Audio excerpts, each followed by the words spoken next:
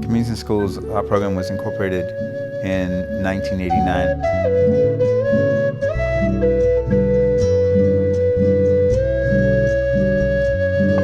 Do you realize in the state of Texas, it costs almost $37,000 a year to incarcerate one person? Only costs $7,000 a year if you keep them educated. In the prison system in Texas, 93% of all prison inmates are high school dropouts.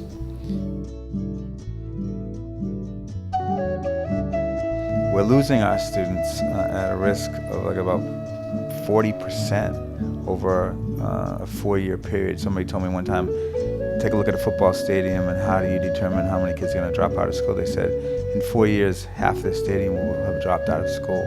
An unbelievable amount of students.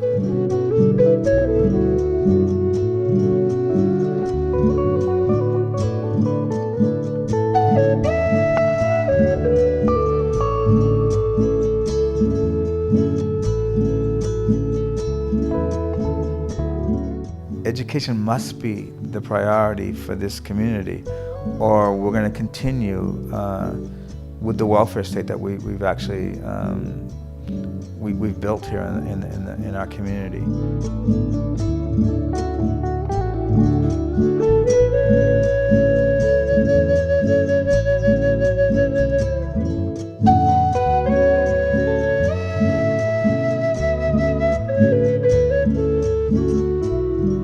Communities in Schools is a program that is very different from others here in the Valley because we have 5 basics that we go by. The first one is a one-on-one relationship with a caring adult. With CIS, I've been here 3 years, and I've seen students in 6th grade, now they're in 8th grade getting ready to leave, and that relationship has built over the years, you know. They used to be sometimes very shy where they couldn't even answer me, just kind of nod or shake their head. That was their way of communicating with me, and now they tell me personal stories, they'll make little jokes, and to me that's an improvement.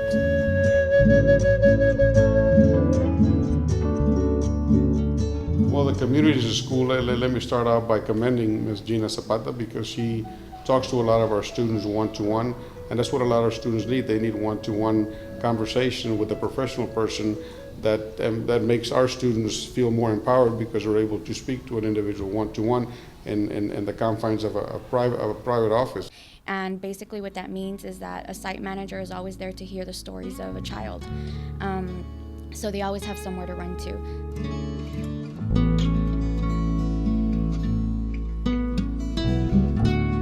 I think relationships is very important, and I do appreciate CIS being at our campus because sometimes as counselors we get tied up doing other things, you know, and it takes our time away from students. So it's good to have CIS here because Gina is very involved with the students. She has groups, she sees them individually.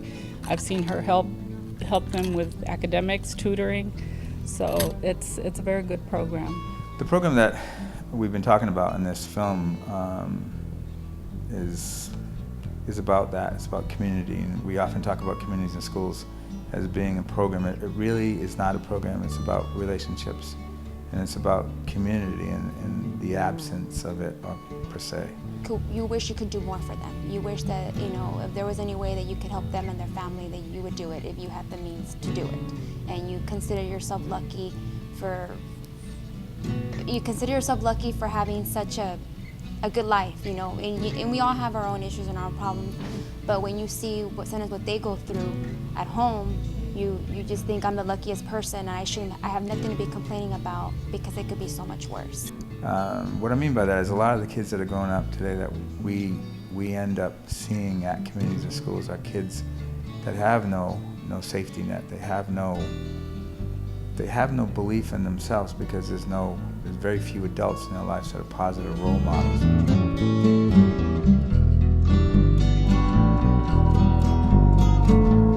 And so we try to prepare them for, if they're in elementary, middle school, and high school life, and in high school for college life. And if they're not planning on going to college, then we make sure that they know what they're going to do once they do graduate. It's important that we get our communities involved with our education. Our mayors, our city council members should foster the importance of a quality education more than they do. It's important because our students need to see the value it carries, that the education that it carries throughout, not only now, but their lifetime. It's important that our communities get involved, and here in our school, this program is very effective again because our students are able to converse with Ms. Zapata on a one-to-one basis, on a daily basis. And over the past 20 years, we've worked with almost 30,000 at-risk students, students that we call at risk of dropping out of school for one reason or another.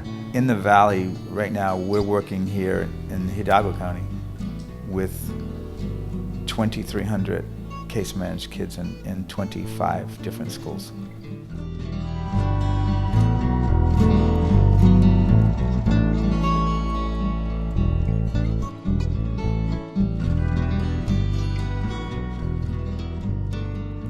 Well, the Vision Academy of Excellence began on January 18th. It was a vision that our superintendent had in trying to reach out to our Hispanic community, especially our Hispanic dropouts.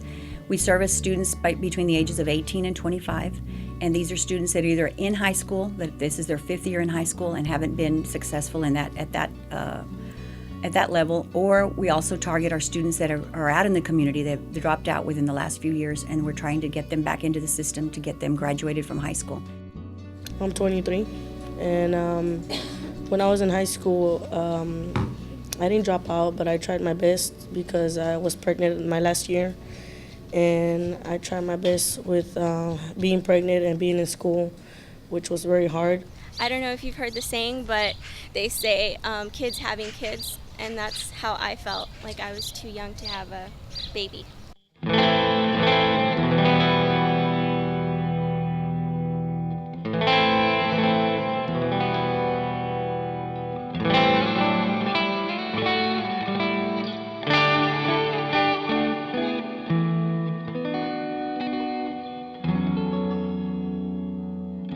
We get to know them on a personal level to where we know all of their needs, and we try to access those resources to help them. And Communities in Schools has been a perfect partner for that because of the services that Mrs. Rodriguez has been able to provide with us or for our students. We're trying to see what is it that is keeping these kids from graduating, and we're finding that a lot of the times the Latino male is asked, if not maybe forced sometimes, to quit school so that way they can help possibly in a single parent home. So they're being asked to leave school so that they can get out and work to support and help their families. We're finding that a lot of these students that we have that are females, they've had to leave school because either they were pregnant or they themselves have had to leave so that they can help. I've got a boy that worries about getting school clothes for his two younger brother and sister. And so I finished, but I just didn't get to pass my 2 tags, which was math and science. And I didn't decide to give up. I was searching for opportunities out there.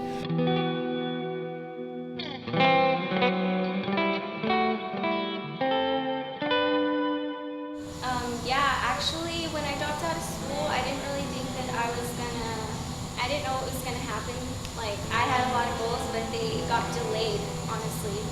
So, coming here really helped me make a decision that I really could go to college.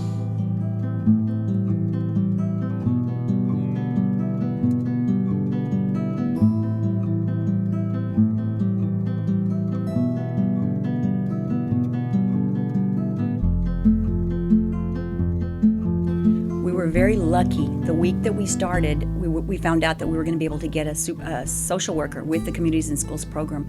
And at first we weren't sure how we were going to use this particular asset, but we found that it has been truly rewarding, and it's been a great partnership. Vision Academy and CIS are a very good team, and they will help you a lot, as they have me and any other students here in Vision Academy.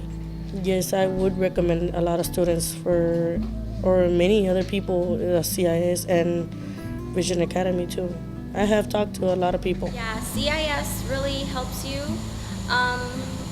They help you with financial aid. Financial aid comes over and you get to apply for financial aid, and then they will tell you how much financial aid you're going to be able to get. How they helped me was that they got me, I didn't have money to pay the child care. So they helped me, the school helped me pay for it, half of it, or actually most of it, and I paid $4 a month. And it's helping me because I don't have to worry about my little girl who would have to take care of her, and my son I didn't have to worry about because he is already in school. Because I'm doing it for my kids, and I want to be a better person for them, a better mother. And I don't want them to say, oh, my mom's a dumb, she's not doing nothing, so I shouldn't go to college either because she didn't do anything. So I want to show them that I can and not to give up. In fact, we're hoping that they can even help us a little bit in the summer, because we will have a summer program. We're going to bring in students that are out in the community right now.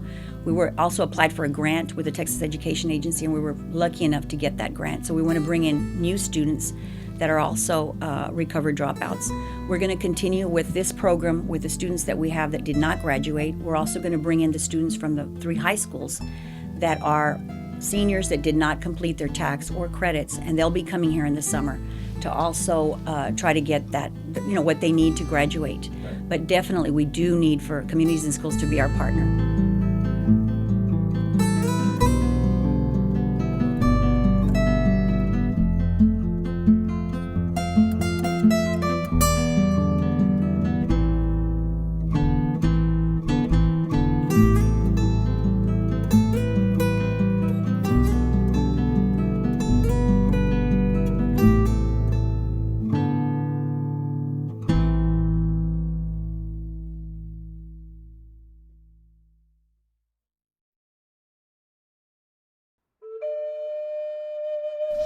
It's amazing how our students are able to succeed at school with the amount of poverty that they come from. We have some students that come from shacks, basically built from nothing, dirt floors, and yet they still manage to get themselves up in the morning, go to school, and focus on their academics. And there are times where our students don't have the energy to do so, and that's where our site managers come in. Is they're there to listen and to just kind of give them that motivation that they need on a daily basis to succeed. A lot of them are at risk, very, very high poverty levels. A lot of them are first generation Americans, parents who do not speak English, not very familiar with American school system. It's a very unique population. I know growing up, the philosophy of like motivating kids was something that we talked about, and it seemed like it was just sort of like a tapping yourself on the back for helping a kid along. But it really isn't that. I honestly believe that Communities in Schools is set up, or the philosophy of it is to simply have the child go deep inside them, we all have that, and find their spirit. And once that happens, the spirit will take them wherever they want to go. And when you're part of that, you just have to sit back. It's like any parent that's watching this tape that has ever been at the birth of a child, their own child, or anybody's child, but of your own child, you know how miraculous that is. There's nothing else that can describe the birthing process if you're there watching it, if it's your own child. One particular student sticks out in mind. I worked with her in 6th grade, 7th grade, and in 8th grade. And so the last year that I was at my campus, she was getting ready to leave. But this kid held a special place in my heart because in 6th grade, she was referred to me for crying constantly, day in and day out in class. Couldn't concentrate from morning to noon. So a teacher sent her over to me, and After several months of working with her, she finally stopped crying, finally discovered what was going on, and this little girl had been molested by her father. Several years ago, Bill Clinton came to the Valley, and he was going to invite the Communities and Schools program over to Mission. I remember this as long as I live, because the people from Telemundo were all over this, and people in the Valley were all over this, and media attention that it got, because he was going to address dropout prevention, which is our program. So they came to CIS, and they wanted to do interviews with some of the kids. And there was a girl in there, and I sat back, and I was watching them interview her, and she talked about it's very difficult. She said it's very difficult to go to school when the kid sitting next to you has a pair of $150 Nikes. And I'm not really sure what that day I went home, and it bothered me so much, because that's the thing that she picked out about why she was going to drop out of school if she had to. That she used to go to school with chanclas, or what do they call them, shower thongs, and she would cover her feet up, one foot on top of the other, and put her book bag over her feet. And I said, look, I want you to go to Washington, D.C. with me. I was going to Washington, D.C. in a couple of months to our national convention. And she was like overwhelmed. She didn't even know where Washington, D.C. was. She had low self-esteem, didn't have any friends, and we worked with her all of 6th grade year. 7th grade year came around, and she kind of had built a little bit of self-esteem, but at the same time, she was, during the summertime, she went back home, back to the same environment. So we had to kind of rebuild again. By 8th grade, she was the most popular student. She had been... I told the site manager, I said, I'm going to give you some money. I'm going to buy clothes for her. Her name was Angelica. And I want you to buy a pair of $150 Nikes for her. And that became the $150 Nikes.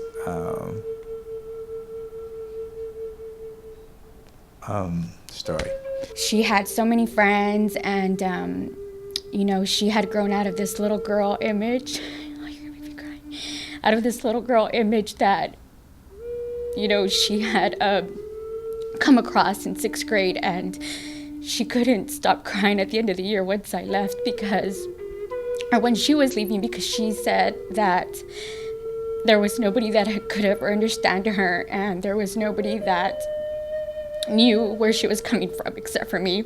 So we get to Washington, and I'll never forget it as long as I live, because I love stuff like this. It's a great story. And we're at the Hyatt, we're near the White House, and there was a chandelier there, and old Gus is walking down, like walking around, and I hear this scream, Mr. Kennedy, Mr. Kennedy.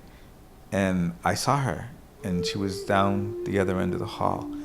And she didn't wave, she lifted her shoes to show me the $150 Nikes. And the case manager later on told me, she said that she didn't want to buy them. She ended up going to the Air Force, and I received a couple of letters from her, and then she got married. But she sent me her first, I have it in my office. It's one